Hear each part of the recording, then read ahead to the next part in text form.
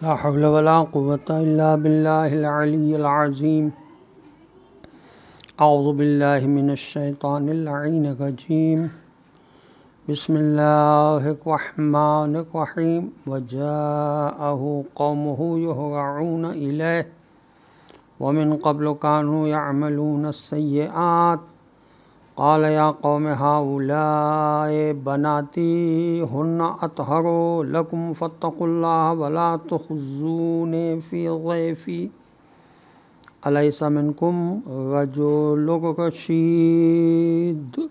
اللهم صل على محمد وآل محمد وعجل فرجهم. السلام علیکم ورحمۃ اللہ وبرکاتہ. اللہ تبارک و تعالیٰ کا شکر ہے.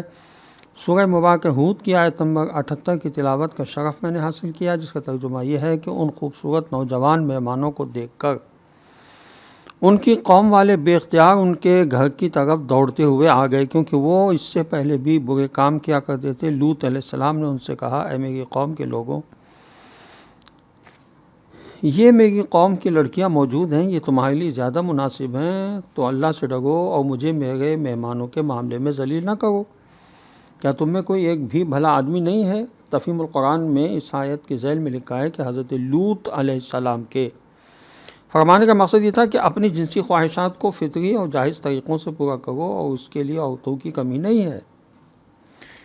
تفسیر صافی میں لکھا ہے کہ حضرت لوط علیہ السلام کا مطلب یہ تھا کہ میری قوم کی عورتوں سے جو نبی کے لیے بیٹیوں کی طرح ہوتی ہیں ان سے شادیاں کرو، ہم جنس پرستی کا طریقہ چھوڑ دو. مگر تفسیر صافی نے لکھا ہے کہ شاید مراد اپنی بیٹیاں ہی ہوں. اس طرح عضو کرم و رحمت اپنی اولاد کو اپنے مہمانوں کا فدیہ قرار دیا. تفسیر قمی میں اس آیت کے ذیل میں لکھا ہے کہ یہاں بناتی میری بیٹیوں سے مراد قوم کی عورتیں ہیں، کیونکہ نبی اپنی امت کا باپ جیسا ہوتا ہے. کوئی اپنی قوم کو حلال کام کی ترغیب دی اور حرام سے بچانا چاہا. یہ تفسیر زیادہ معقول ہے.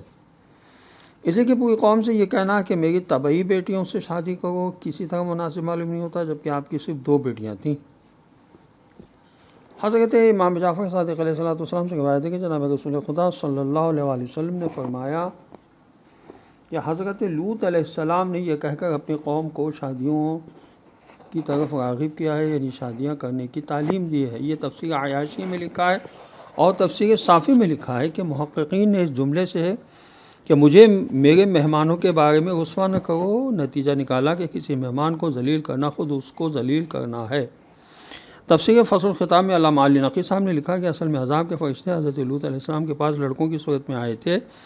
وہ بھی شاید اتمام حجت کے لیے تھا، کیونکہ قوم لوط علیہ السلام ہم جنس پرست تھی، اسی پوری قوم نے ان پر حملہ کر دیا. اسی وجہ سے حضرت لوط علیہ السلام کو بڑا صدمہ پہنچا.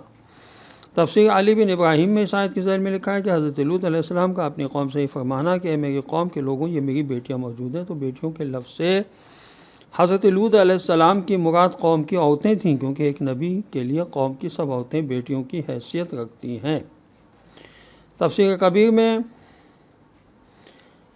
لکھا ہے کہ بیٹیوں سے حضرت لوط علیہ السلام کی طبعی بیٹیاں مراد ہو ہی نہیں سکتی، اس لیے کہ ان کی بیٹیاں تو صرف 2 تھیں اور دوسری طرف پورا مجمع تھا جو نشہ فسق میں مست تھا. حضرت لوط علیہ السلام کے کہنے کا مقصد یہ تھا کہ آخر عورتیں کس لیے موجود ہیں، ان کے ساتھ نکاح کیوں نہیں کر لیتے. تفسیر کبیر اور تفسیر المعانی میں لکھا ہے کہ حضرت لوط علیہ السلام کا یہ فرمانا کہ ہنا اطہر لکم، یعنی وہ تمہارے حق میں پاکیزہ تر ہیں.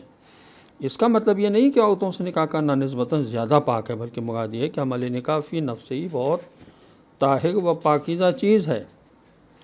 تورات میں ہے کہ شہر صدوم کے تمام مردوں نے، جوان سے لے کر بوڑھے تک، سب لوگوں نے حضرت لوط علیہ السلام کو گھیر لیا، اور انہوں نے حضرت لوط علیہ السلام کو پکار کے کہا کہ وہ مرد جو آج کی رات آپ کے ہاں آئے ہیں کہاں ہیں، انہیں ہمارے پاس باغ لائیے تاکہ ہم ان سے صحبت کریں. لوط علیہ السلام نے کہا ایسا کام نہ کیجیے. یہ پیدائش میں جو ان کی توریت میں باب ہے اس میں لکھا ہے. پہلے تفسیر ماجدی نے لکھا کہ پہلے حضرت لوط علیہ السلام نے ان کو خدا سے ڈرایا اور فرمایا فاتقوا اللہ، یعنی یہی آپ کی اصل اپیل تھی کہ خدا سے خوف کرو. دوسری دلیل یہ دی کہ مجھے میرے مہمانوں کے معاملے میں ذلیل نہ کرو، کیونکہ مہمانوں کی تذلیل عرفاً بہت معیوب سمجھی جاتی تھی.